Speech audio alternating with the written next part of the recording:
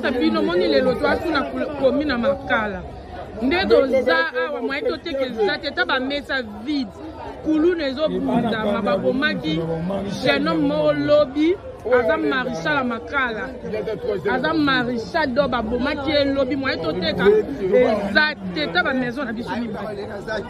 Maison na biso oyo e kangama oyo lisusu kuna esuka place ba commission bomoni ba teba ba ni ba tolo wana eza okanga. Donc, il n'y a pas moyen, mais tout moyen les regardez, la population, Toza commune à Makala, précisément dans la route et ça. Donc, il y a toujours des Koulouna à Makala. Il y a de belles filles, il y a des intellectuels à Makala, mais il y a toujours des Koulouna. Parce que le lobby Baboma qui monte vers 19h, il n'y a pas moyen de population et nous se venger pour la battre. Monsieur le bourgmestre. Tu éviter la commune à Makala, tu es dans bourgmestre ou pas. Tu as précisément la commune à Makala, route et l'engesa, na wenza Makala.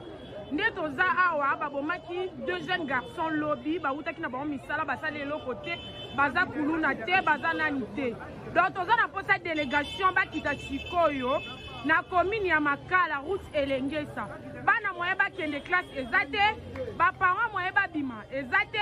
Makala mito eza indonde ya pas moyen botala ba moto bino moko ba maison na biso eza ya kokangama population oyo nyonso tout oza nango bazo bunda na ba policier parce que toza ba policier mo baza invorien ba bi misala bazo sala te toza posa délégation makasi ponde toza boye bana ba ke classe te ba parents ba bimité ba maison ezo sala te moyen to lia ezate ba policier na biso o botindela biso na commune na Makala.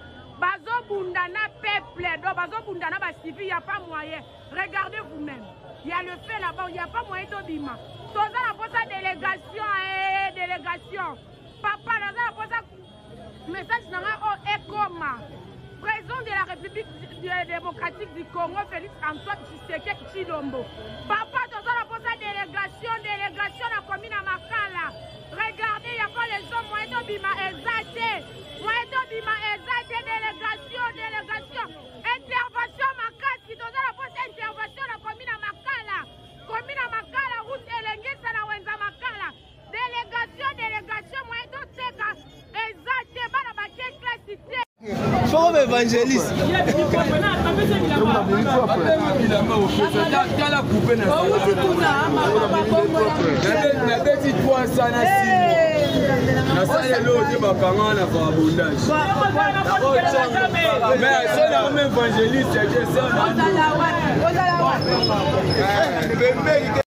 Forme évangéliste.